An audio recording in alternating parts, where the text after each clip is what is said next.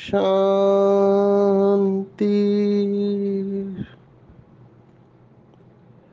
आज 1 अक्टूबर 2023 भारत में रविवार है। Today is 1 October 2023 and it's Sunday in Bharat. आज की मुरली का जादुई रहस्य स्वयं को प्रेरणा देने के लिए magical secrets of today's Murli for motivating the self. आज विशेष रविवार है, तो हमेशा की तरह अव्यक्त बाप दादा के महावाक्य है। रिवाइज डेट है 31 दिसंबर 1995, 31 दिसंबर 1995। लैंडमार्क मुरली कहेंगे। जो पुराने बाबा के बच्चे हैं वो जानते हैं कि बाबा हर साल को एक थीम देता था, एक सब्जेक्ट देता था कि इस साल को इस रूप में मनाओ। आप सब जानते हैं कि 1936 से 1996 60 साल होते हैं। तो जैसे 85 में गोल्डन जुबली मनाई गई, तो 60 इयर्स में डायमंड जुबली का वर्ष था।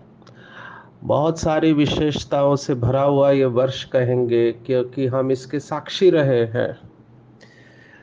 जो भी बाबा के बच्चे इस समय ज्ञान में थे वो जानते हैं कि यज्ञ में एक मेजर ट्रांसफॉर्मेशन हम देख रहे थे। अगर शुरुआत में देखो तो बहुत थोड़े बच्चे थे स्थापना के वक्त। पहले बीज अकेला होता है, फिर 2 पत्ते होते हैं और फिर पेड़ बढ़ने लगता है। तो परमात्मा के द्वारा नए कल्प वृक्ष का फाउंडेशन डाला गया 1936 में, और शुरुआत ओम की ध्वनि से हुई थी। In the beginning was the sound and the sound was of God, ऐसे शास्त्रों में लिखा हुआ है। और वो साउंड ओम है। ओम के ऊपर बहुत कुछ कहा जा सकता है। मुझे कुछ लोग बोलते हैं कि ये ओम की ध्वनि आप करते हैं थोड़ा ज़्यादा लंबी करते हैं और ये भक्ति मार्ग का लगता है। मैं इसमें नहीं जाना चाहता हूँ। मैं ये इसलिए करता हूँ कि ये करने के बाद मुझे बहुत अच्छा लगता है और शरीर के अंदर के ब्लॉकेजेस ओपन हो रहे हैं, ऐसे अनुभव होता है। क्योंकि भारत में जो बहुत चिकित्सा पद्धति है, उसमें से एक चिकित्सा पद्धति ये रही है थेरेपी। आप सबने नोटिस किया होगा कि सभी धर्मों में इस शब्द को अलग अलग रूप से लिया गया है। हिंदू धर्म में ओम कहते हैं और दूसरे धर्मों में आमीन कहते हैं। तो ओम, आमीन, ये कोइंसिडेंस नहीं है, क्योंकि इन सब शब्दों का इफेक्ट होता है। अभी मैं अगर ये ध्वनि थेरेपी बताऊं तो हम सब्जेक्ट छोड़ के दूसरी तरफ चले जाएंगे, लेकिन शॉर्ट में बताते हैं कि ओ ओ से शुरुआत होती है शब्दों की। बाबा भी मुरली में कहते हैं अलिफ और बे। और ये भी कोइंसिडेंस नहीं है कि अंग्रेजी का एबीसीडी, आजकल तो अंग्रेजी भाषा की चलती है, तो एबीसीडी में ए है, उसका ओरिजिन भी अ से है। और जैसे हिंदी भाषा में अ आ ई ई सुनाते हैं, ऐसे ही अंग्रेजी में एबीसीडी है, और वहाँ की भाषा में alpha, alpha beta theta delta gamma kappa ऐसे ओमेगा तक है। और मेरे हिसाब से ऐसे ही अलिफ बे, ये भी शब्द है उर्दू के। तो इन सब में शुरुआत ए से है, अ से है, और ओम की शुरुआत भी अ से है। और अगर आप श्रीमद् भगवत गीता को पढ़ा है, परमात्मा की विभूतियाँ, तो 10वां अध्याय है विभूति योग, उसमें भी परमात्मा या भगवानुवाच है कि मैं अ हूँ, अकार हूँ। तो ये बहुत इंटरेस्टिंग है। तो ये बहुत बड़ा विज्ञान है। मैं शॉर्ट में ये कह रहा हूँ कि इसका असर होता है। ये ओम की ध्वनि के ऊपर रिसर्च हुआ है कि आप इससे बीमारियों को ठीक कर सकते हैं। तो it is not a coincidence, ये कोई योगा योग नहीं है कि भगवान ने आकर पहले ओम की ध्वनि की। तो इसका बहुत बड़ा राज है। कभी समय मिले तो हम इस सब्जेक्ट को अलग तरीके से टच करेंगे।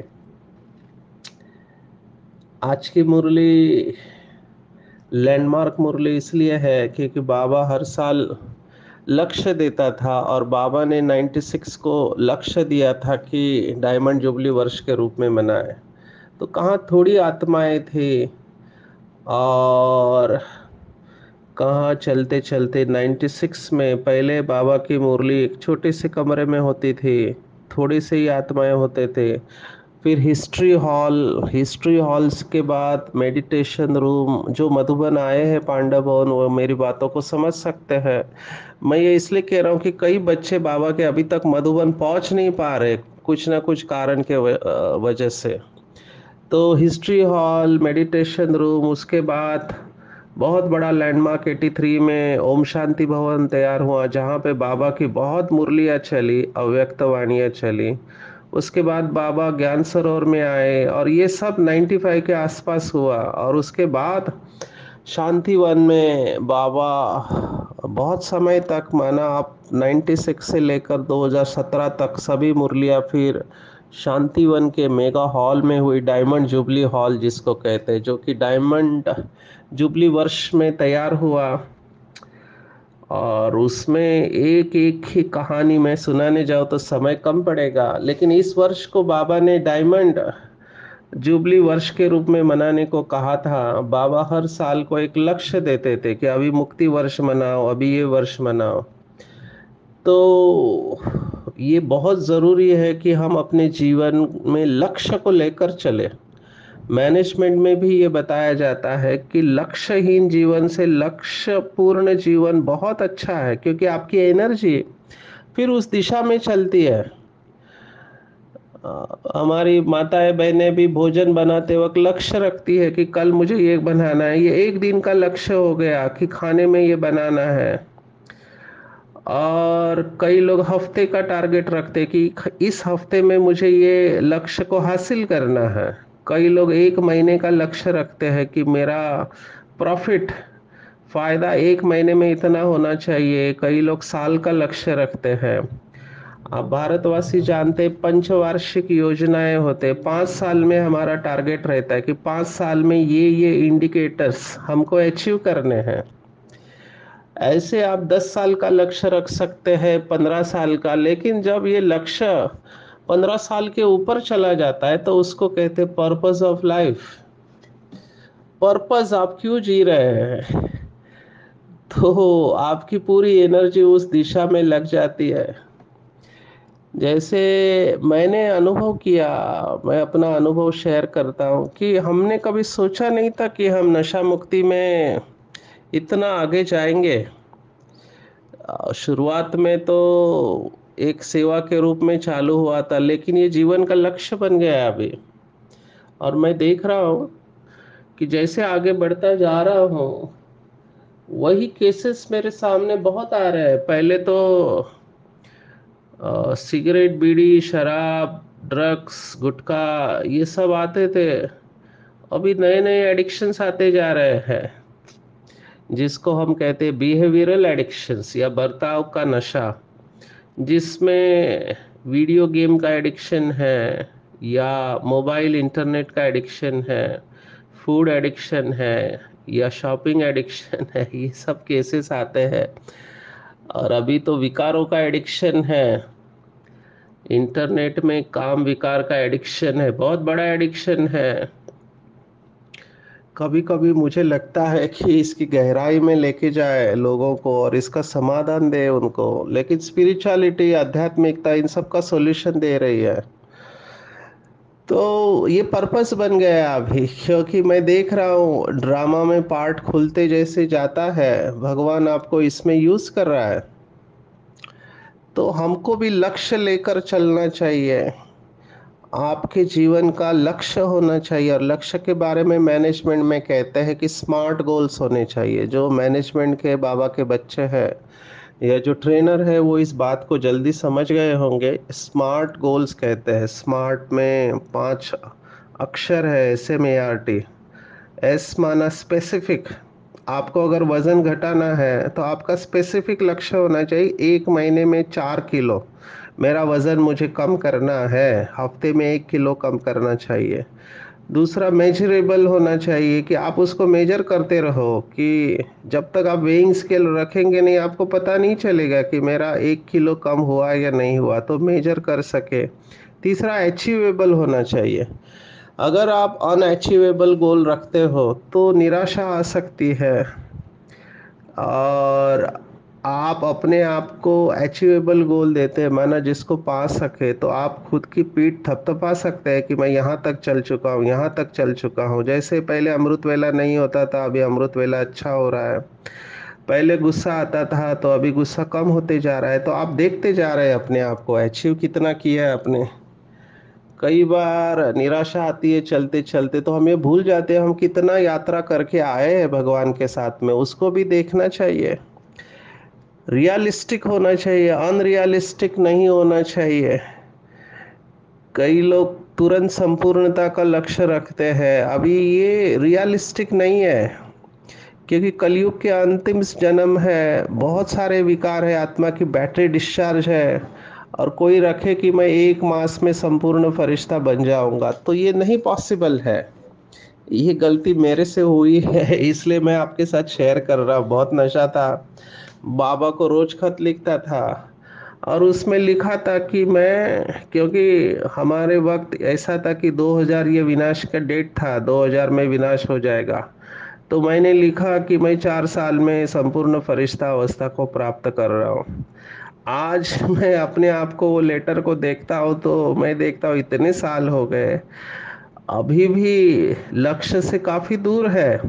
क्यों? क्योंकि मैंने अनरियलिस्टिक गोल रखा था। T most important, time bound होना चाहिए।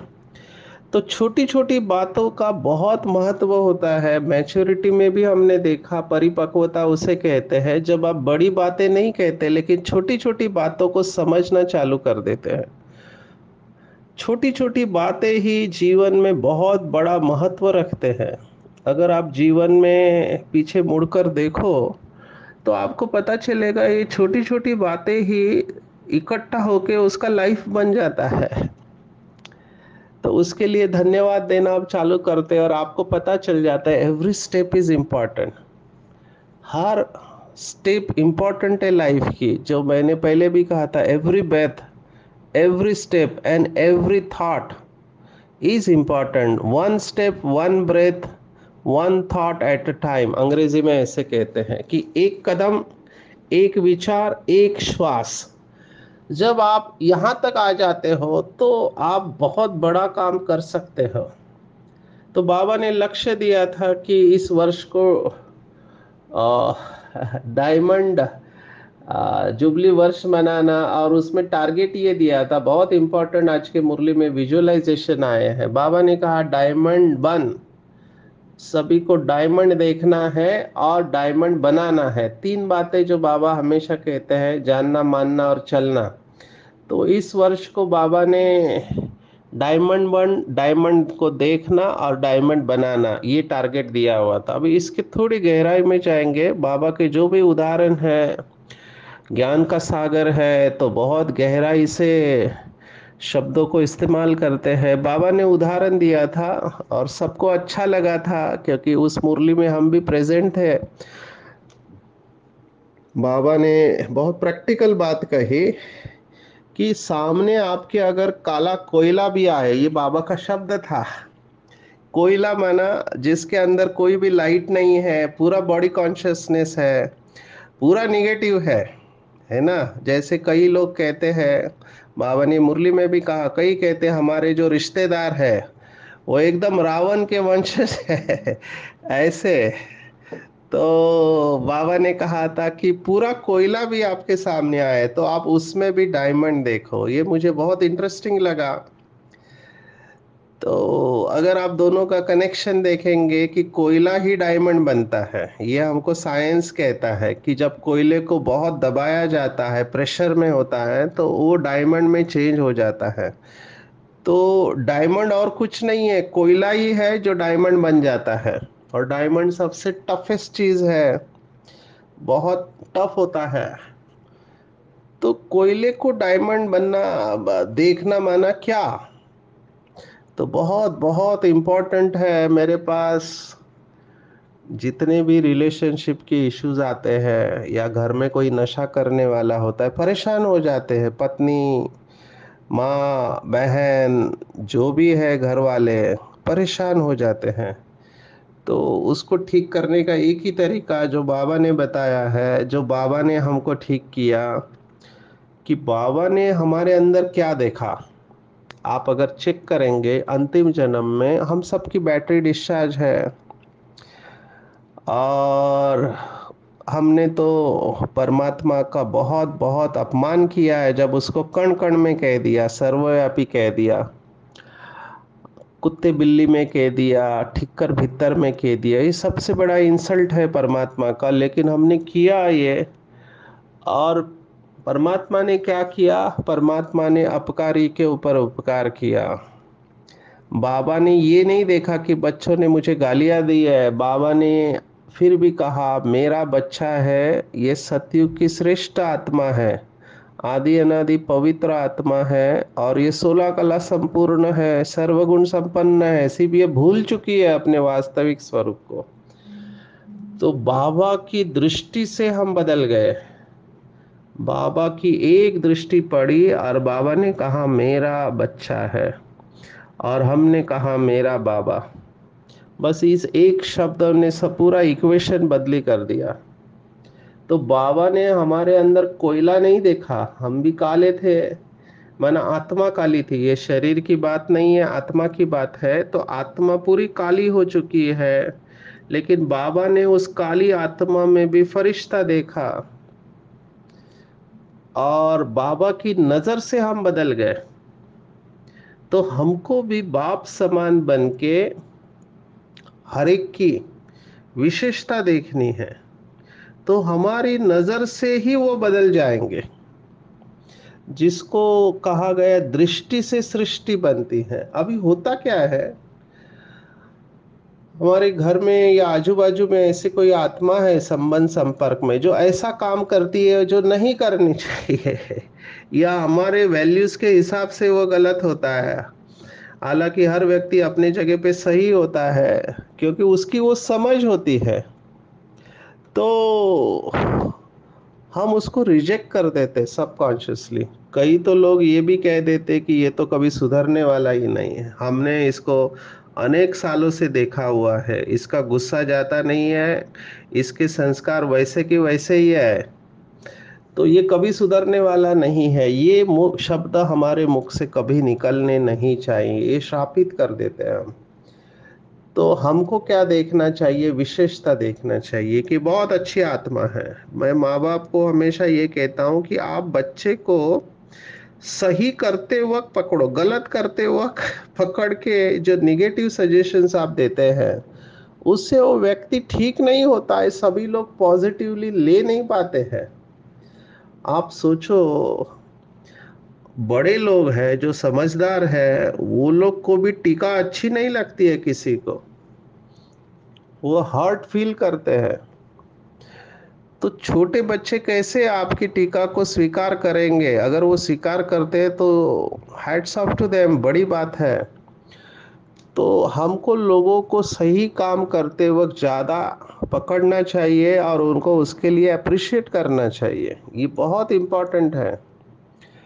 और जब हम ये विशेषता देखना चालू करेंगे, तब उस व्यक्ति को स्वीकार करना बहुत इजी हो जाएगा। रिलेशनशिप में मेरे पास जो केसेस आते हैं वो कहते हैं कि शादी के पहले ऐसे नहीं थे, शुरुआत में ये व्यक्ति ऐसे नहीं थी, पहली बार जब हमारे पास आए सेवा के लिए तब ऐसे नहीं थे, अभी ये ऐसे कैसे बन गए? तो पहली बार आपको उसके अवगुण दिखाई नहीं दिए थे, ऐसे नहीं कि वो थे नहीं, लेकिन आप उस समय मोह के वश थे, तो आपको केवल उनकी विशेषता ही दिखाई दी। धीरे धीरे जैसे संबंध संपर्क में रहने लगे, आपको एक एक करके अवगुण दिखाई देने लगे। कोई भी व्यक्ति परफेक्ट नहीं है, we all are perfectly imperfect.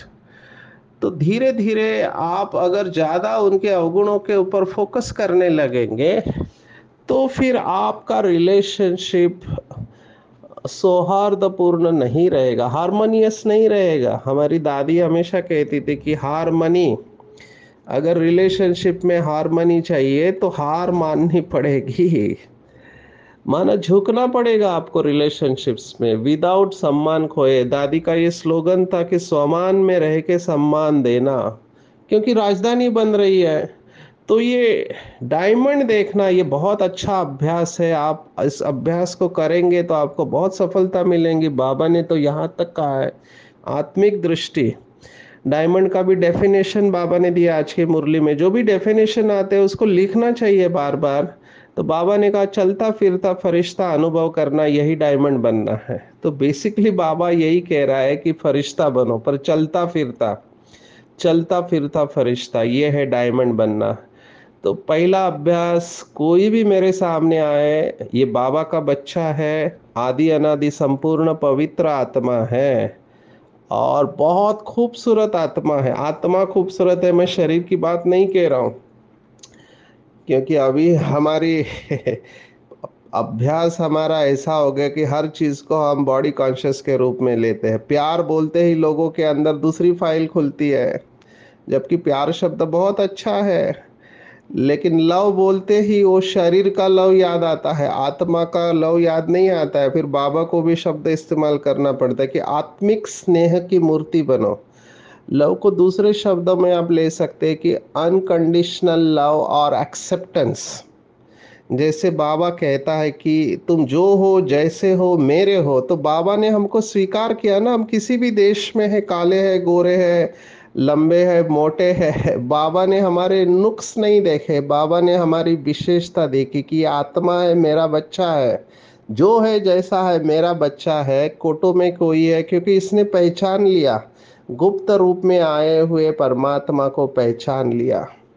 तो हमको भी अगर बाप समान बनना है तो पहला अभ्यास हर एक को उसके आदि अनादि स्वरूप में देखो, तो स्वीकार करना इजी हो जाएगा। दूसरा बाबा ने अभ्यास दिया कि सुबह उठते ही पहला थॉट क्या होना चाहिए? सुबह उठते ही पहला थॉट कि मैं भगवान का फरिश्ता हूँ, अवतरित हुआ हूँ। ये बहुत अभ्यास बहुत गहरा हो चुका है, खास करके डायमंड जुबली वर्ष के बाद, ये मुरलियों के बाद में बहुत लोगों ने भट्टियों में इसको टच किया है। सुबह उठते ही अनुभव करना कि मैं वतन से उड़ता हुआ इस शरीर में प्रवेश किया और मैं भगवान का फरिश्ता हूँ, I am the angel of God. अपने टेबल के ऊपर लिखो, ये बड़े अक्षरों में लिखो, अपने लैपटॉप के ऊपर लिखो, मोबाइल पे लिखो, नोटबुक में लिखो। बार बार अपने आप को याद दिलाओ कि मैं भगवान का अवतरित फरिश्ता हूँ। अवतार समझेंगे तो डिटैच हो जाएंगे, क्योंकि अवतार क्या करता है? आता है, मैसेज देता है, उड़ता है, आता है, मैसेज देता है, उड़ जाता है। तो मैं अवतरित फरिश्ता हूँ, मुझसे लाइट और माइट चारों तरफ विश्व में फैल रही है। फरिश्ता दूसरा डेफिनेशन है डबल लाइट।